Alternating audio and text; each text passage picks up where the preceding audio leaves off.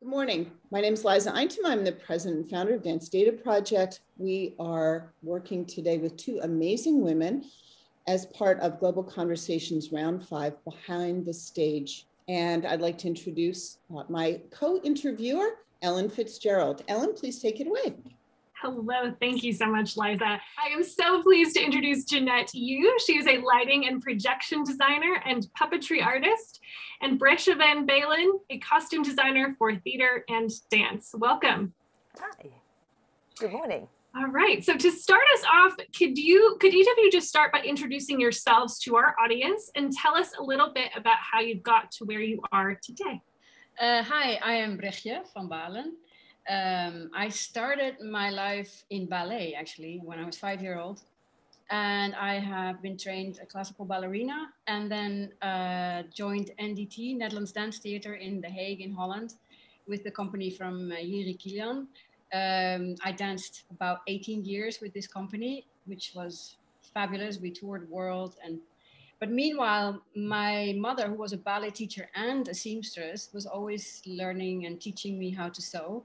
And I was always designing my own clothes. And then when I was in NDT, I started to design my own dance clothes. And then the ball started rolling and colleagues were asking me to make costumes. And I started to just improvise and make costumes. And then in the end of my dance career, there's always a switch of like, what are you going to do after you dance? It's like a kind of a black hole. It's like you're lost. You've been focused for so many years on this dance and being the best in what you do. So funny enough, I was thinking I wanted to be a dance psychologist, a dance photographer, or a coach in general. And meanwhile, sewing, designing, going places to make costumes. And then at one point I was invited in Oslo in this big opera house where I just had to design and not sew anything. And then I was like, and I was still dancing and I was like, wait a minute. I really like this and this could be my next career. And there started my career as a costume designer. And then when I stopped dancing, I reschooled myself. I did loads of courses but already the work was kind of going. So yeah, that's me. I had kind of a slightly weird, like a sordid journey. I actually started out my life as a career adult in business administration accounting, and then I was a little bored. I was doing like sort of like a 9-to-5 job, and remembering that when I was a child in Hong Kong, my mother brought me to go see a lot of art. You know, we were always like art goer, but not really art maker. Although my grandparents are film directors and film actors, but they kind of skip a generation of making. So I was a little bored, so I decided that, hey, I'm just going to volunteer in theaters and doing like, you know, miscellaneous stuff in the beginning of like just being an usher. And then someone one day asked me to be a stage manager, find out that I'm not a stage manager at all. And then I decided to try out design, and I tried different aspects of it and eventually landed on doing lighting design. Then I thought that, okay, everybody who went to undergraduate theater school must know something that I don't know. So I went back to grad school, went to California Institute of the Arts.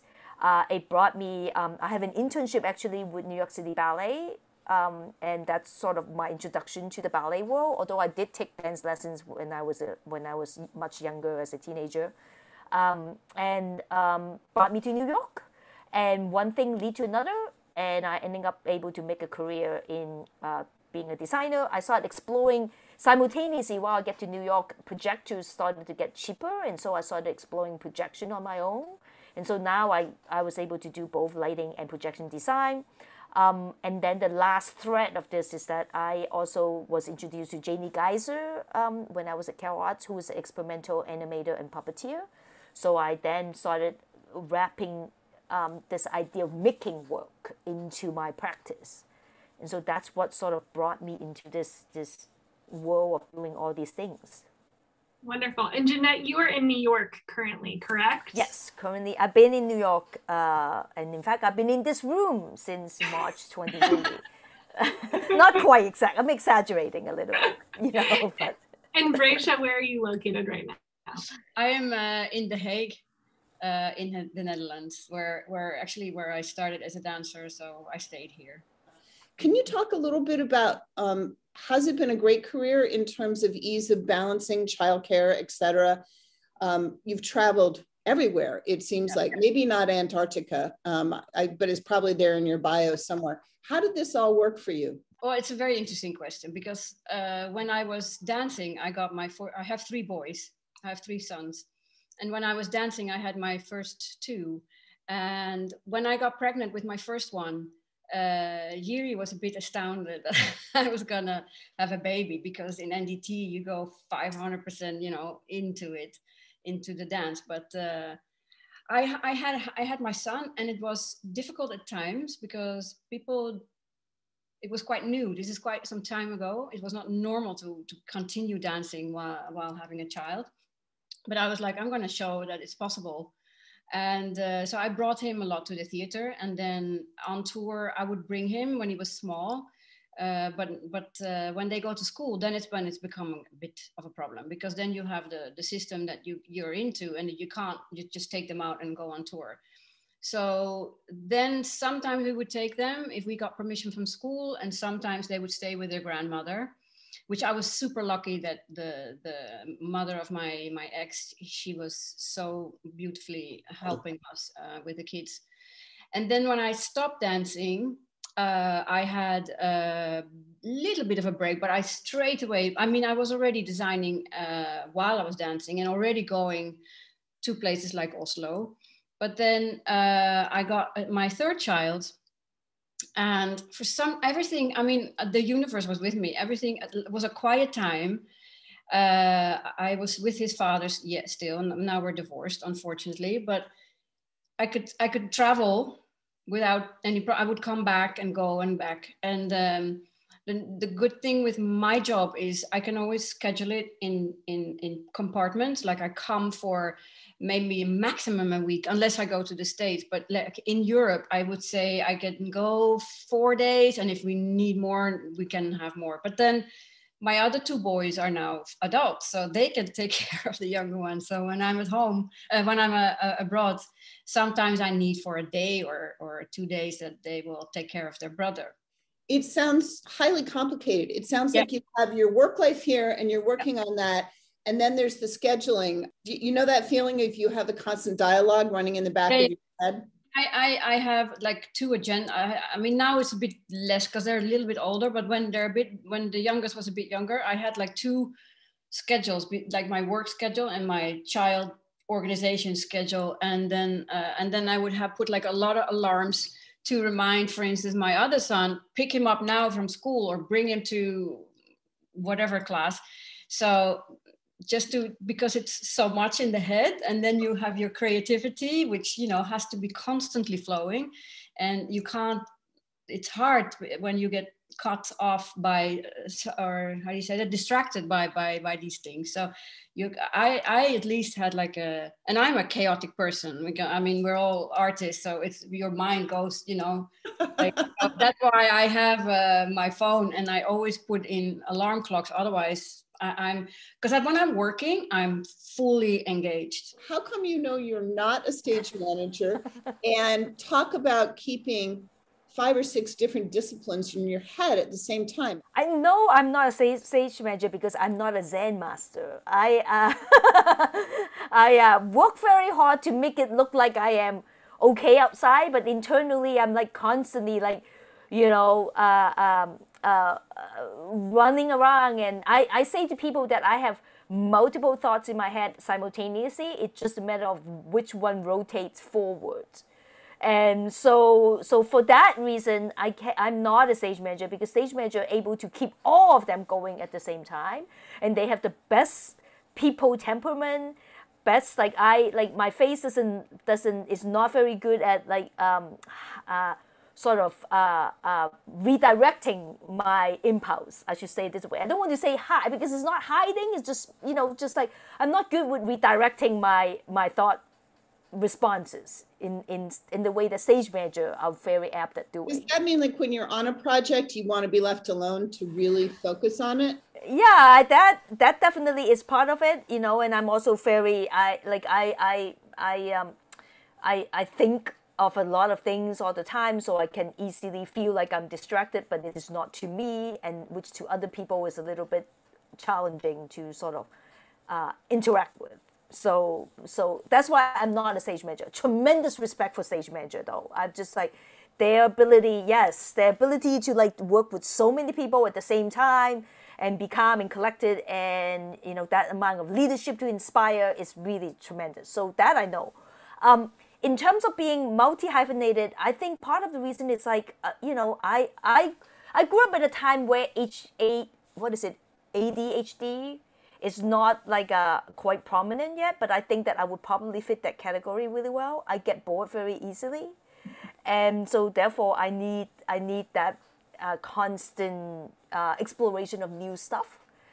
So I feel like I have never been like the kind of person that can just do one thing continuously for a certain amount of time. I need the stimuli of multiple different things. I do also simultaneously believe that all the stuff that I'm interested in is all related. I feel like that I always say that teaching is as an artist, I'm really interested in process. For me, the exciting thing of every project is the process portion of it. Because eventually you get to the point where, as a lighting designer, you get to the point of like, okay, should this light be 20% brighter than before? Which is it's not a boring choice, but you do get to only like one choice, right? But while you're in the process, everything is possible. And I find that to be super exciting. So all of my work that I'm excited in doing is because I find that the process of it ask many different creative and interesting questions, even with teaching. And I always say that teaching is always about process because, there's no opening night for your student. It's like their exploration feeds your exploration, and then I can take that piece of information and think about how I can then use it for another project. So they're all interrelated, even though they all feels like a lot of different threads. It's really my interest in process and my interest in also continuously learning. You learn from other people, you learn from doing it. If someone is interested in potentially exploring costume design or lighting and projection design or any of the other myriad things that each of you do, how would you kind of describe what skill sets are necessary to do what you both do successfully? I think the most actually important thing for me is a sense of self-awareness, of like understanding my value, what excites me, what kind of work I feel passionate about. How do I talk to people? I think that's really important. Like having a sense of self is a really important skill, and it's ongoing. And I think that's different than self-critiquing. Yep. Because I think as women particularly, there was this idea that you constantly like have to be perfect, have to do everything great, has to have this. That's not what I'm aiming for. I think that aware of yourself and even aware of how you react, and then knowing oneself is not critiquing. Talk a little bit about leading a team, but also, when it's fun just being a part of the whole. Well, I recently read something that was really interesting. It says that good leadership is about being able to be a positive influence. And so I think that leading a team have an aspect of it. And I think often leadership translates into management, like managing tasks and getting things done on time, getting things happening. And this thing that this article that I was reading was also about management. Is about doing things right, and while leadership is about doing the right thing. And I thought that distinction was like really important to really think about. And so it makes me really realizing that, leadership is not just about doing the task, and it's actually about having influence. Yeah, I totally agree what Jeanette is saying. And I think I've seen it and I've felt it like through the years now working with teams. and it comes back again about how you interact with people. It becomes like quite a psychological process also, because you have to deal with many different people and different personalities. And I've seen it. I have been teaching not in costume design, but in dance. I've done some workshops. So interacting with people, telling them what to do, it's a tender thing. You can't just be like a leader that tells people, but you have to make, it's like the Montessori, you know, like learn them to do it themselves. But so I feel, and it's funny because I was super shy as a child, like extremely shy. And I have overcome that through the years. And now I love working with people. So for me, it's like a dance. It's like it's like a big dance for me, like you're dancing together. And it's not about who is, you know, in terms of layering of hierarchy or whatever. I don't see it that way. I think it's really about how we interact and listen to each other's needs also. It's not always easy, because everyone has to be kind of open to it. You know what I mean? I think this is so brilliant. It's a very different, I think you both might agree, a very different leadership model than what one assumes ballet is, right? Yeah. Yeah. Well, I guess ballet is really high. How do you call that? Higher. I don't know that English word. Hierarchical. You could say it in Dutch too. Yeah, hierarchies. It's and I've done 9 years of classical ballet training, and I've trained with the National Ballet, and it's a whole different way of training when you are in NDT. There's not that boss that tells you what to do. It's more, I mean, of course there is a boss, but there's much more equality in that sense. Yeah, and I see it now also when I join classical companies, but every company is different, of course. But how did your career in dance prepare you for costume designing? Do you feel like you have a better understanding of, say, how a costume should work in collaboration with the movement because of your previous career as a dancer? And are there things that you learned in that previous career that have helped you in this one? Definitely. First of all, also because I love being around dancers. It's like, you know, I'm like a fish in the water. So I speak the language, which is like, you know, you don't have to speak. But no, definitely. I mean, obviously every movement, I know every movement. So whatever movement they create, I know what it should feel. And I know also, which is even more important, is how do they feel in a costume? Because often they have a distorted view of themselves. And which I always say, it's the mirror view. They stand in the fitting room and they have this mirror in front of them, and they see they analyze everything that they don't like about their body. And I know, because I've been there.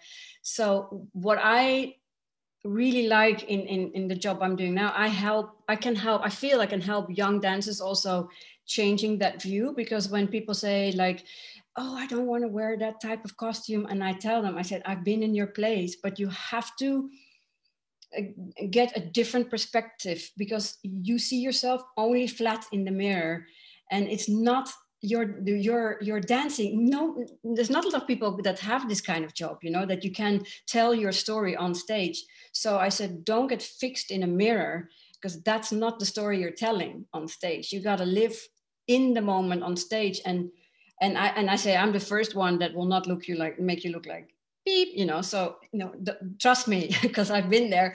But I think it's more, again, this psychological side that I'm really interested in, because dance career is so short, you know, before you know it, it's over. So I always tell when especially women, when they're so self-conscious, I said, let it go. You look amazing, and just feel and be on stage, and don't worry about the costume. I will sure you will look good. And if it doesn't, I will tell you. I'm the first one that will tell you. And the word that's coming to mind for me about this is trust and acceptance. Completely, yeah. And I do think when you say trust, it's also nice for the dancers that they know I have danced, so they can trust in that sense. Like that when I say, don't worry, you will look good, you won't look like an idiot, they can trust me, so to speak. Yeah, but it's more, once again, I'm more interested, and that's what Jeanette also saying about the processes. It's the for me, the psychological process that you have in a fitting room when I'm working with dancers, or on stage for that matter. Yeah. Jeanette, so as you have kind of moved from lighting design to lighting design to projection to puppetry and other things, teaching, how, I guess, could you elaborate maybe on how your skills kind of have adapted to kind of fit that kind of work, and then what you most enjoy about that sort of collaborative process and working with many different types of artists and other people? I'll answer it in reverse order. What I really like is the idea that I am constantly learning. Because every project, there are things that I don't know. Being the wonderful things of being a designer versus like being a maker is that I'm being asked to join a project. I don't initiate the project. So often people are going to ask me into a room and doing things that, like maybe I'm doing a piece about 17th century India, today, and then tomorrow I may be doing a piece with Miami Ballet, and that the fact that I don't get to choose the content or the initial sort of seed of the project means that I'm constantly having to learn, which is really, really exciting. You just find out, I tell my students all the time that I'm the queen of tidbits and weird information, because like doing project, you just learn all these like funny little things that you didn't know about before. And also over the years, what have also taught me, and particularly as we are like in this moment, I believe, in the world where we're really talking about diversity and equity and inclusion and representation, a broader sense of representation, whose story to tell, and these kind of conversation, is that it have also over the years taught me to have humility when I enter the room, because I don't know everything. And so, and those things are very important, because in my teaching world, sometimes students ask me, like, or sharing a sense of incompetency when being asked on a project that they don't directly have life experience with. And the reality is, like, none of us can have all the life experiences of everyone. But we have the capacity to be empathetic, to relate, and to learn from each other.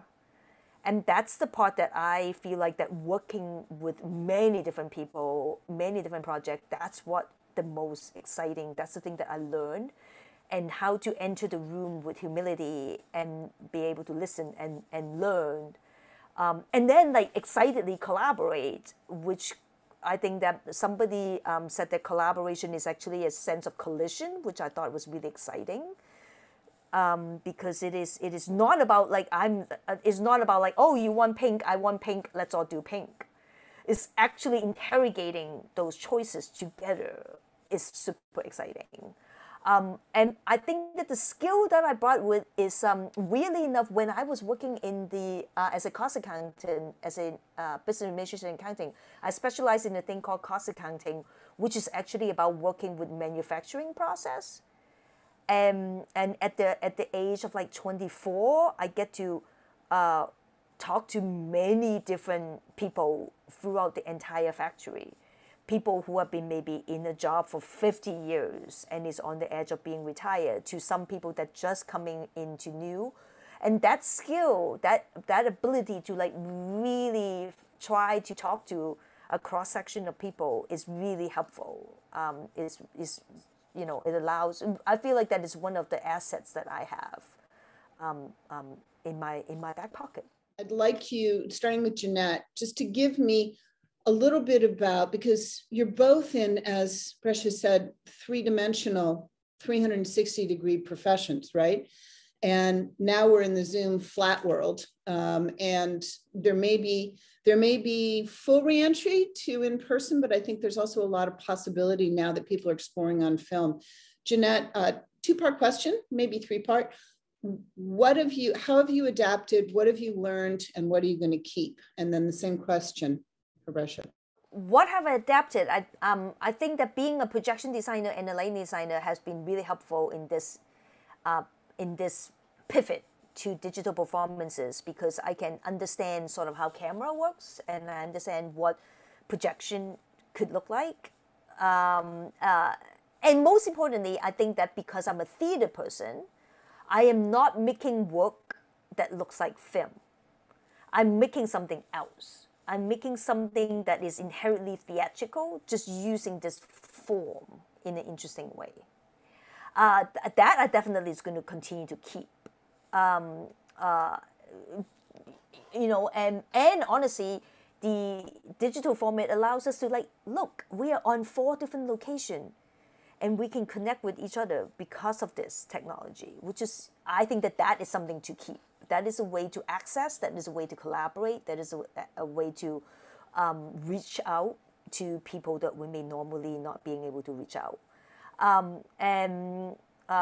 Three-part, this is what I'm going to keep. I'm going to continue to keep exploring what this technology offers us, what new forms. I keep telling people, we're not making The Mandalorian, we're making something else.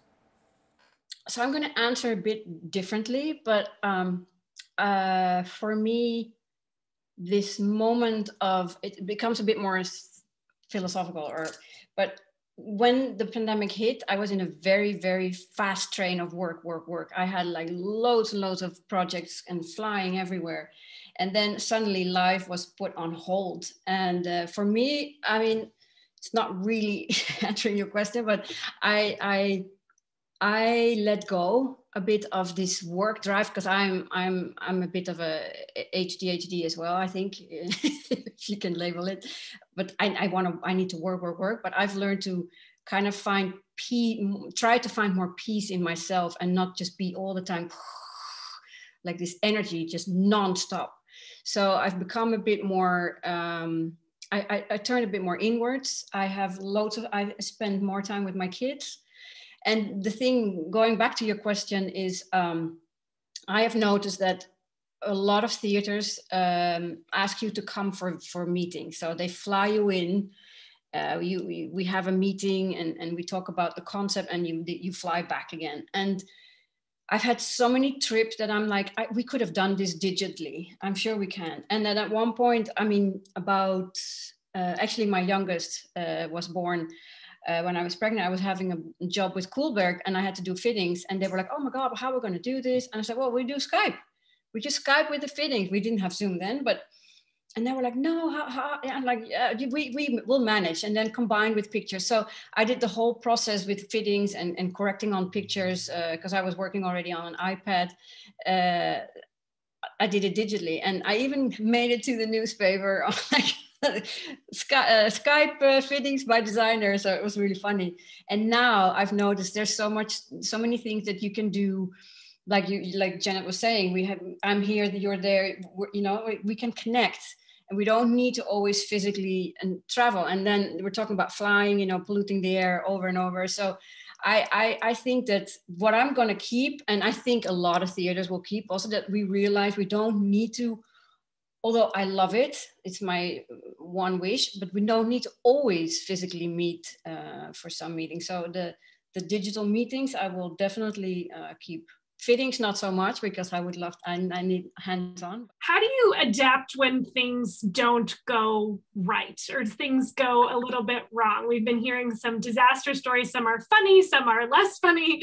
But we have learned that all these folks that we've been interviewing have this incredible ability to adapt and figure things out and problem solve. So can you maybe talk a little bit, maybe one or two stories where something didn't go totally right and how you kind of handled that?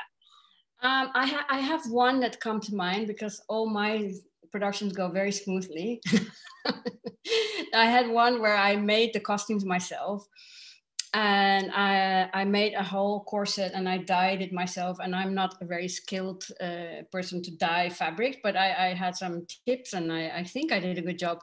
And then an hour before the show, or maybe not an hour, but a bit more, but anyway, I was gonna like do a last final ironing, and the dye at one point started to like run because of the steaming. So, and then the dye, apparently I didn't fixate it well enough.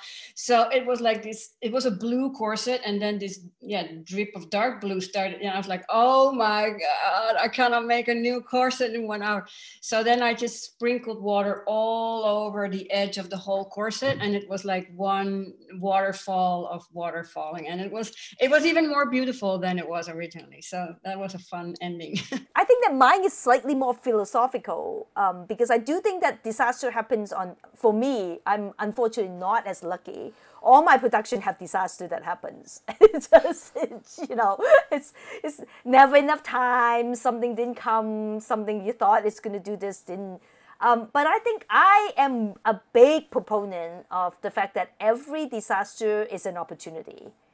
And that I think that, it's just about reframing what you think. I did right before the pandemic shut down, I did a show in LA, also outdoor, in this case with built structure.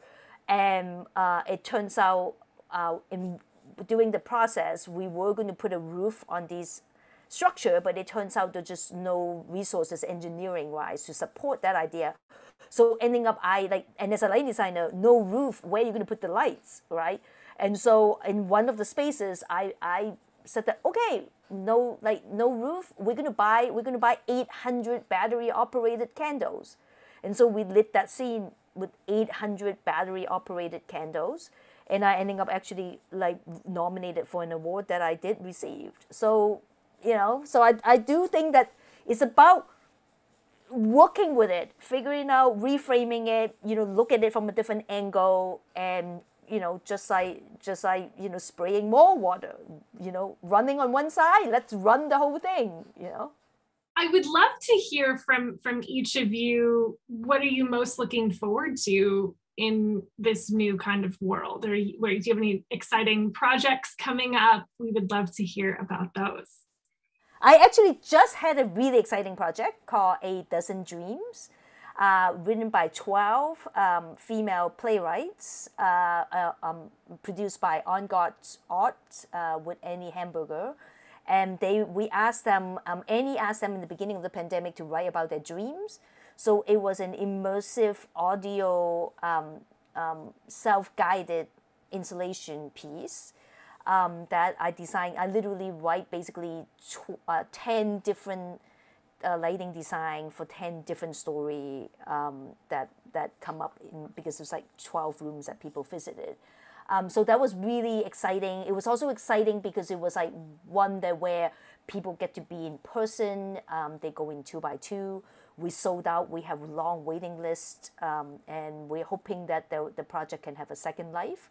And then immediately what I am looking forward to is in the month I get to do a person outdoor theater for a new piece called Walden, and out in this park, and I haven't done outdoor theater for a long time. We are starting at sunset, so I also get to for the first time design with real lights that are from nature. So I'm super excited about that. Wow. I'm interested in this. So you're transitioning from a daytime piece to a nighttime piece. Basically, yeah, the idea is audience come in around 7 o'clock or so, and then by the time we're into Act 2 will be nighttime, which is going to a different emotional space for the piece. And yeah, I'm putting lights on trees. So it's super exciting. And I haven't done I started out doing some outdoor theater back when I was in Seattle, first volunteering outdoor park show. Yeah, wow. Well, Jeanette, that sounds super exciting.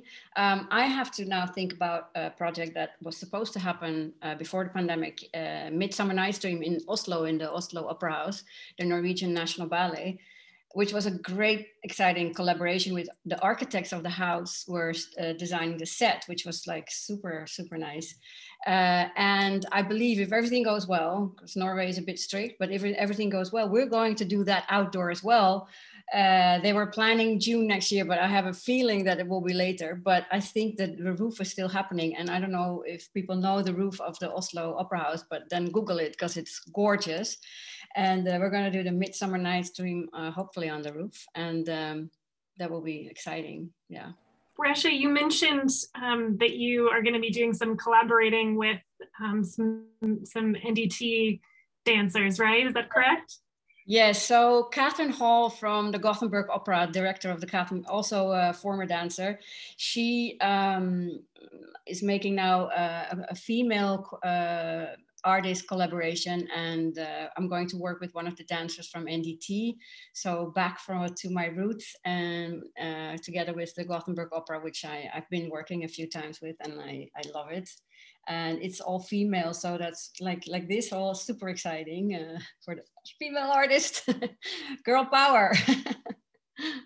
Thank you both, Jeanette and Bregje, for your time. We are so thrilled that we've gotten the opportunity to talk with you both about your careers and wish you the best of luck. Thank you so much. Thank you so much. Thank you for having us. Thank you for having us.